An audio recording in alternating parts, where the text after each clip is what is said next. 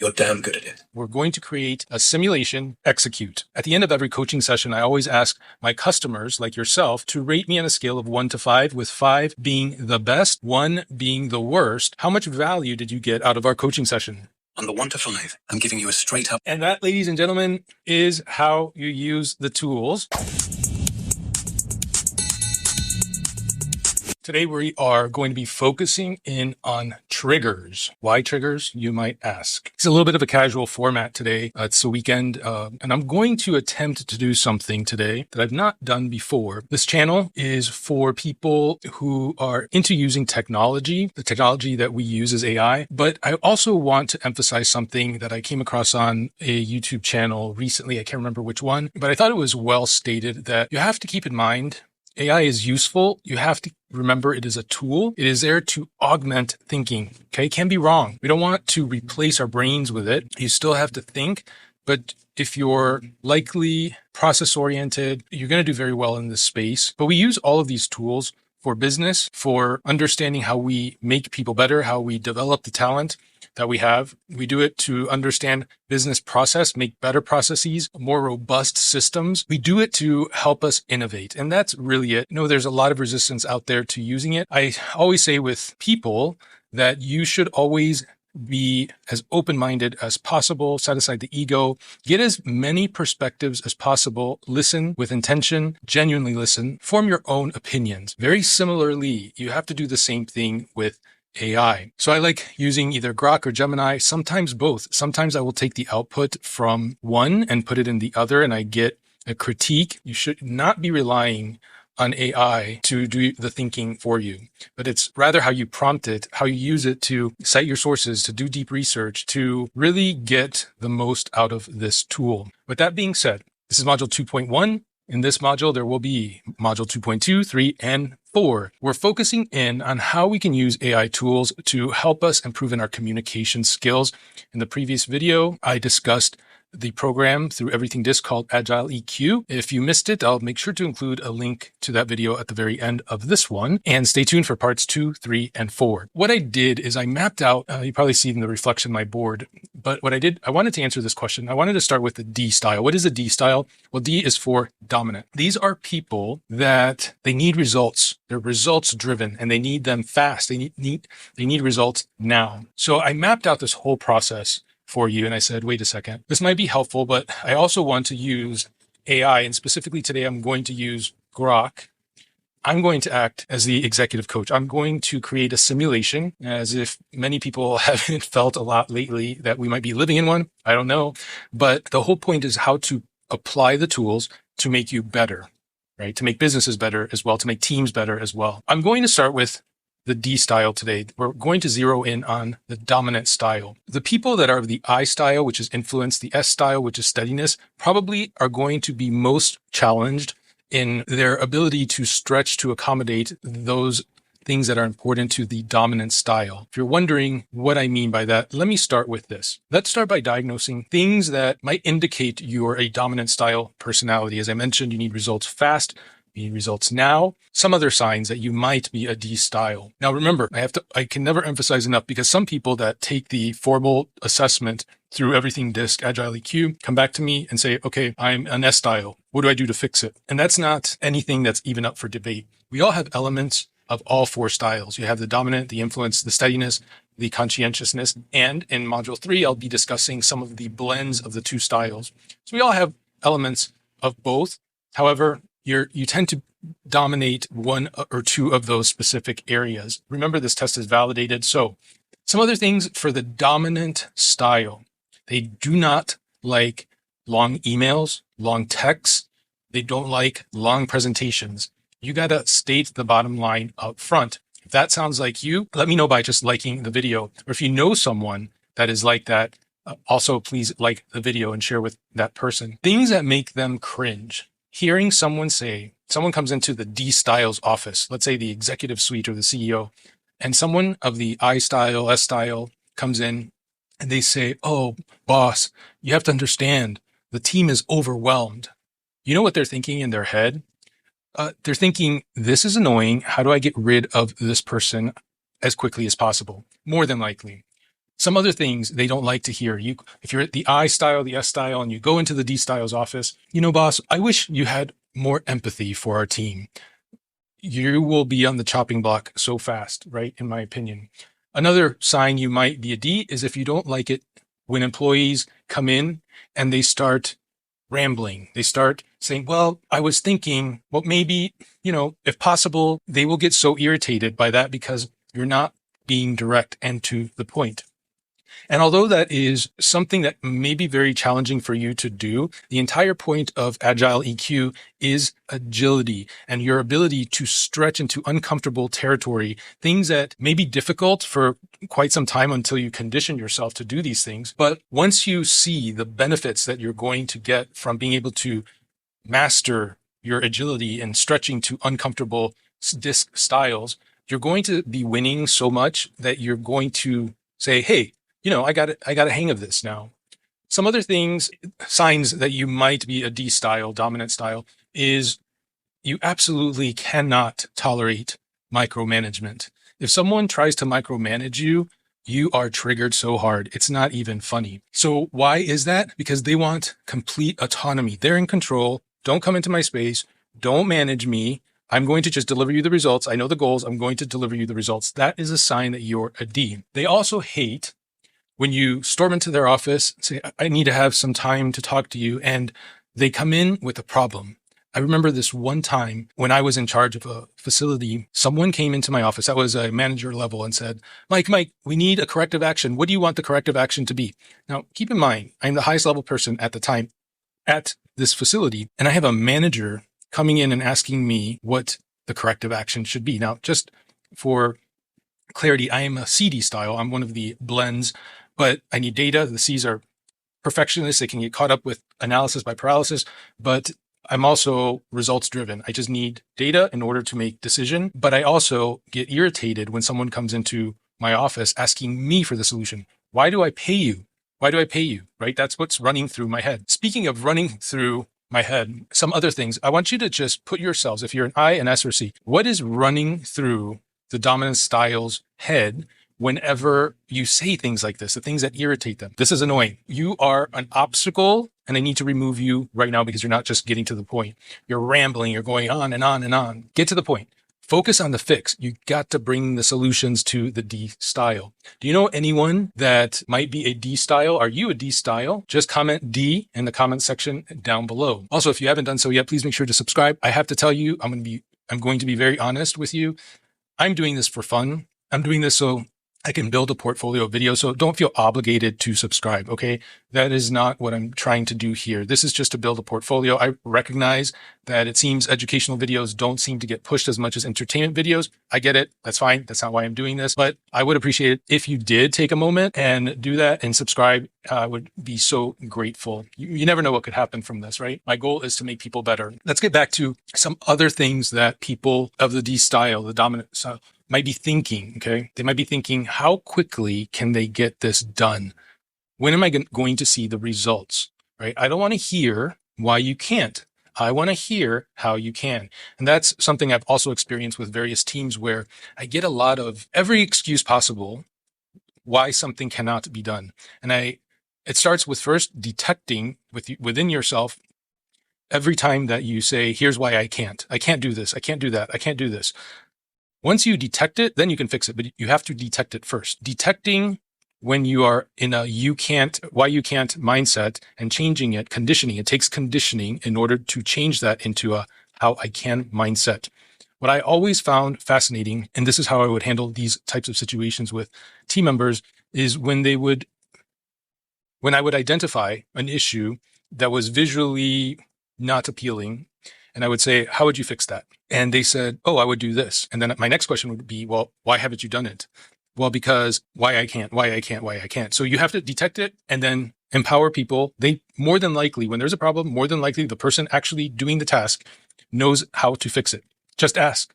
It could be that simple. What are the benefits to people of the I's, the S's, the conscientiousness styles if they learn how to win over the D style? And that's what this video is going to be about. We're going to create a simulation using Grok where I act as the executive coach. And my goal is to help this I style or S style. Maybe I'll do a combination. I actually don't even know. I have my iPad here ready to go. My goal is to see, as the executive coach, can I get the I style or the S style or the C style to be able to better communicate with the D style. So since I have nothing prepared, you're going to see it live. In fact, you can see I haven't even started on this. So you're going to get to do that with me live here today. I'm not even going to edit this video at this point. I'm done with that. This is just to practice, just to get in front of the camera and to learn, because I'm at the same time learning prompting, simulations, how to create simulations in order to, again, as I said, augment our thinking. So for the I's, the S's, the C's, once you learn how to master this agility and going into uncomfortable disc styles, what's going to happen is you're going to win them over. There's, I believe, in my opinion, nothing more that a D style likes than winning. Okay, maybe there's one other thing, and that might be loyalty. And that is the one secret that I have in winning over a D. Has to be genuine loyalty. But once you recognize that that is so important to them, you will be amazed at some of the results that you're getting as an I, the S, and the C style. So you want, first of all, if you don't want to be on the chopping block and have a stable income and have a job, you're going to benefit just from this. Okay. Also, if you're an I, if you're an S, especially I would say IS, even the C, you're going to not be triggered as much. You're going to avoid emotional triggers, which is also something that I think most people don't like to be triggered all the time, right? That's not fun. You're going to get more results that you personally want. Again, this is just from my experience, what I've observed. None of this is guaranteed. It takes work, and I'm not there with you right now to assess your individual situation. This is just things that I've experienced with my team members. You are going to get more recognition. You're going to get more motivated through the recognition if you're the I, the S, the C. You have to remember, the C's and the D styles, they don't really need pats on the back. I'm a CD style. The only pat on the back I need is what my paycheck, my bonus at the end of the year indicates. But for me, my boss, I think it would be weird for me if my boss ever said, I really like, you did such a good job on this project. Like, that would be awkward. I don't need that. I know the goals and I'm going to exceed the goals. That's it. And it should reflect in my performance in terms of merit increases and so forth. So, but for people of different styles, it's much more important. So as a CD style, I have to remember and know who those I styles and the S styles are in order to be able to remember, oh gosh, this is important to that person. So my stretch is in making sure that I remember to recognize some of my team members that are of the I's and the S style. The C's don't need it so much, in my opinion, from what I've experienced. Again, so once you go through this, right, you're also going to see your career is probably likely to go very well. If you can master the art of interacting with a D style, and most executives tend to be on the CD side of the disc profile. Again, just from what my personal experience is, you're going to start to see, wow, these people are making, let's say I'm the D style. These people are, this guy that's an I and the S, they're helping me achieve results. They're not a headache to me. I just give them the goal and they deliver quickly, right? They always deliver ahead of schedule. This person needs to get promoted. We need to take them to the next level. So you're also going to get more trust from the dominant style individual, and that is going to be win-win for everyone. Okay, so the next question would be, so how do I do this? How do I stretch to be more dynamic, more self-assured, more resolute, more objective? The things that the D style likes, more confidence, more winning. In fact, let's take a break. Just pause. I want you to think of public figures, okay, that say things like, we're going to win so much. We are going to win, win, win. We are going to win so much. We're going to get tired of winning. Okay. What style, what public figures, celebrities, whatever it is, come to mind? And since we're focusing on the D style, people that are direct, they're blunt. And sometimes I like to say they might blurt out things without having done all the homework and with no bad intention whatsoever. Okay, these are typically going to be the D styles. If you're enjoying this so far, thank you so much. Please consider subscribing. Again, doing it for practice. You don't have to. but I would appreciate it if you do. So now let's get into building this simulation in Grok. Again, I'm going to act. I've not done this before. I haven't even process mapped this yet, but I'm going to be the executive coach, but I'm going to start by giving it a few different prompts. So let's go here. Today we are going to create a simulation. Do you understand? Oh, I don't think we've met before. Hi, I'm Valentine. What's your name? My name is Mike. Mike. That's got a nice, solid ring to it. Like someone who's been in a few good bar fights and still buys the next round. I'm Valentine. Yeah, the name's ridiculous, I know. My parents were clearly fans of the classics, or terrible at naming humans. Anyway, Mike, you look like the type who's got stories. What's the best one you've got that starts with, "So there I was"? Oh yeah, that's the spark I was waiting for, Mike. So spill it. Give me the good stuff. You in the middle of a storm, a bar fight, a rope. That was a video call? What? Okay, I've not done this before. It's my first time doing this. First time, eh? That's actually kind of perfect, Mike. Means you're not jaded yet. No armor, no script, just you, showing up raw. I like that. I've done this 100 times, and somehow the very first one still hit different. Like the air's thicker, or the stakes feel realer. So take your time, no pressure. We can just breathe here for a sec. Tell me, what's running through your head right now?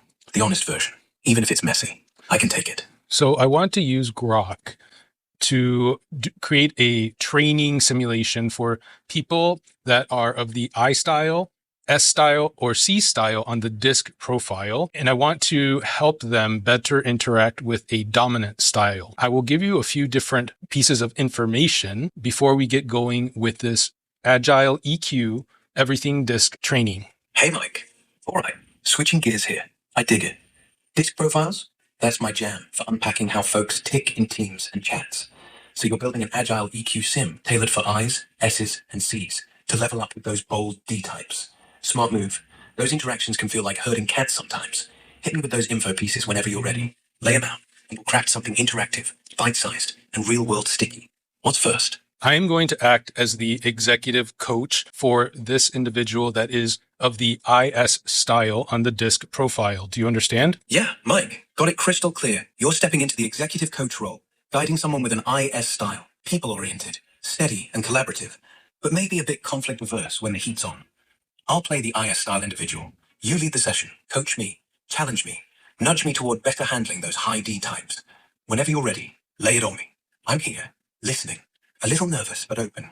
What's the first thing you want to explore? Okay, Valentine, so tell me what's going on. All right, coach. Thanks for sitting with me on this. Honestly, I'm feeling a little stuck. There's this senior leader, big D energy, you know? Always pushing for results, cutting straight to the point, no small talk. And every time we're in a meeting, I end up freezing. I try to keep the room calm, make sure everyone feels heard, but then he barrels in, shuts down the conversation, and suddenly I'm just nodding along. Afterwards, I feel like I didn't stand up for the team, or even for Valentine, I appreciate that insight, your openness and your willingness to confront such a difficult situation. I know that takes a lot, and you should be commended for that. So I want to be here to make you better. And I want to, first of all, understand the specific situation. Can you give me more details as to what happened in that encounter? Oops. So I don't know what happened. What happened to Valentine? Hello again. I was hoping you'd come back. Let's pick up where we left off. So, where were we? So I'm spilling my guts about that big D boss who's got me all twisted up, right? Yes, and I was asking you a question that was basically, I wanted to know more details about the specific incident because, you know, as your executive coach, we talk about everything disc, and I know you're the IS style, and I believe you said your boss was a D style, correct? Yeah, that's right, coach. He's pure D. Decisive, direct, no fluff. And the incident? Last Tuesday, team meeting. We were trying to hash out this new process for client onboarding. I was just starting to build consensus. Everyone was nodding. We had good momentum. When he cuts in, voice like a whip. This is taking too long. Here's how we're doing it. End of story. Boom. Room went quiet. I felt my throat tighten, and I just smiled. Said, sure, makes sense. And let it die. I didn't even try to defend the parts that actually mattered to the team. Later, I sat in my car thinking, why couldn't I just speak up? It wasn't even a fight. It was a surrender. That's what bugs me most. I want to be the glue, not the one who disappears. So how do I handle the next time he steamrolls like that? without turning into someone I'm not. One of the most important things here, Valentine, is you have to make sure that they feel like they won, right? They want to win, acknowledging that they are correct in their approach, saying, right, you want to bring the guard down because there's a wall right there that he's totally intervened in all the work that you had done before. So how do you bring that guard down? You have to get their ears to open. Their ears are shut off. In their mind, they're thinking, this is what we're going to do, get it done. So you have to put yourself in their shoes. How do you open up the ears? Is by acknowledging that they are right. So how could you have done that differently at the moment? Yeah, I see what you mean, Coach. I've been so busy trying to protect the harmony in the room that I forgot the D needs to feel like they're driving the win. So, in that moment, when you cut in and said, this is taking too long, here's how we're doing it, instead of just freezing and nodding, I could have said something like, got it. I love that you're pushing us to move faster. You're right, we do need to cut the fat and lock this down quick. Then maybe pause, give him that little win, let him feel the momentum, and slide in.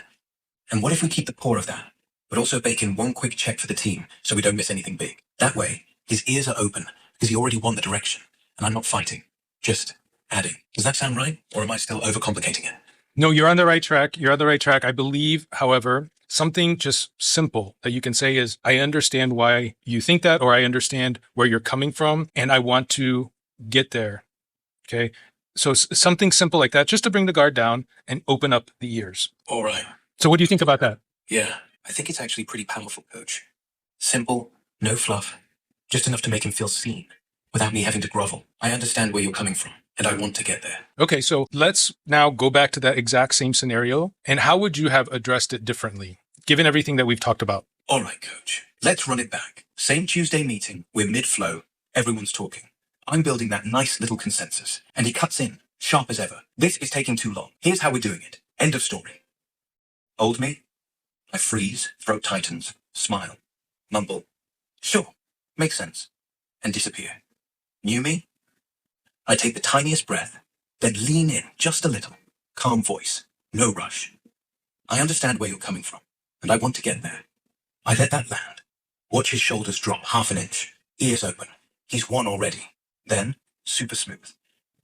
And what if we keep the core of your direction, but just run one quick team check to make sure nothing critical slips? We'd be locked in faster that way. Then I stop, smile, real one. No begging, no fighting, just adding value on his terms. I think that'd feel different in my chest. Not like I lost, but like I showed up as me and still moved the needle. What do you think? Does that land right, or should I tighten it even more? You can tighten it even more by ensuring that you close it by emphasizing, look, I'm here to make you successful, boss, or I'm here to ensure we win. We create win-win. The word win, if you could somehow incorporate that into the closing, that would, again, open up the ears and understand that you are there. And I'm going to give you, he or she will understand that you are there to make them successful. And one secret tip is remember that the D style loves loyalty. It has to be genuine.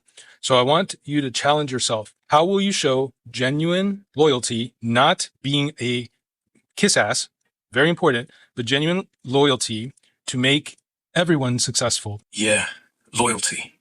That hits different when it's real, doesn't it? Not the fake smile and yes sir stuff, but actually meaning it. Okay, Coach, I'm listening. I want this to land genuine. So tightening it up, same moment, he drops the hammer. This is taking too long. Here's how we're doing it. I breathe once, lean in just enough, voice steady but warm. I understand where you're coming from, boss, and I want to get there too. Let's run your direction and lock it down fast. Just one quick team check so nothing bites us later. Look, I'm here to make you successful. We win when you win. Then I stop. No extra words. Eyes meet his for a second. Real respect there, not flattering. Because I do mean it. His success is mine. Team success is mine. No kiss ass, just alliance. That feel like the right flavor? Loyal without bending? I can practice that. It doesn't feel fake in my mouth. What do you think? Does that show the genuine bit you were talking about? Yes, it does. And I will add one more thing. Make sure you close it with very to the point, what you're going to do and by when it's going to be done, and execute. Solid. That last piece clicks everything into place, Coach. So, same moment, he hammers it down. This is taking too long. Here's how we're doing it. I nod once, quick breath, eyes up. Got it, boss. I understand where you're coming from, and I want us there too. We'll run your direction, lock it in fast. Just one quick team check so nothing trips us later. And I'm here to make you successful. We win when you win. Then I finish it clean. I'll pull the team together this afternoon, run the check by end of day, and deliver the final version to you by 9 tomorrow. Done. Stop. No fluff, no hesitation, just commitment. Eyes steady, voice level. That way, he gets the win, hears loyalty that's real, and knows the ball's moving forward. I can feel my shoulders drop just thinking about it. No freeze, no fade. It's me, but sharper, stronger. Coach, I think that's it. I actually want the next meeting now. You think I'm ready to test it? Or should I rehearse it once more right here? Valentine, I think you got this. I think you nailed it. And let's go ahead and wrap up our conversation. Stay confident. You're doing a great job. Just by reaching out and saying, hey, Mike, I need some guidance. I appreciate that so much. You are on your way to achieving great things. Keep up the great work. And I look forward to catching up with you soon. However, I do want to ask you something personal. And that is, at the end of every coaching session, I always ask my customers like yourself to rate me on a scale of 1 to 5, with 5 being the best, 1 being the worst. How much value did you get out of our coaching session? Yeah, Mike, I feel it. Like something heavy just slid off my chest. I'm walking out of this session taller. Honestly, that little script we built, it feels like armor that doesn't weigh me down. It fits. So, on the 1 to 5, I'm giving you a straight up 5. No hesitation. The way he broke it down, kept it simple, made it real without turning me into someone I'm not. It's gold. I got clarity, confidence, and a plan that actually feels like me. Thank you, coach. Really. I'm not just saying that to be nice. I needed this, and you delivered. So, yeah, 5, max. I'll carry that with me into the next meeting, and I'll let you know how it lands. Until next time, Mike, keep being the guy who helps people show up better. You're damn good at it. Talk soon. Talk soon. Take care, Valentine. You too, Mike. Take care. I'll be out here rooting for you. Go win that next round for us. Talk soon, yeah? You're the real deal. Stay sharp. And that, ladies and gentlemen, is how you use the tools to make yourself better. Okay, nothing to fear, but that's how you practice. Now, you could have reversed roles. You could have done so many things. The tool is there, not to replace your brain, but to make yourself better. And in this specific scenario where we zeroed in on how to interact with the D style, even myself, having not done that, I did it live with you here right now. I was blown away. Let me know if you enjoyed this video. If you didn't, at least tell me in the comments why you didn't, what I could do better. I'm always here to get better. But if you do subscribe, I would greatly appreciate it. I look forward to seeing you in the next video. Bye.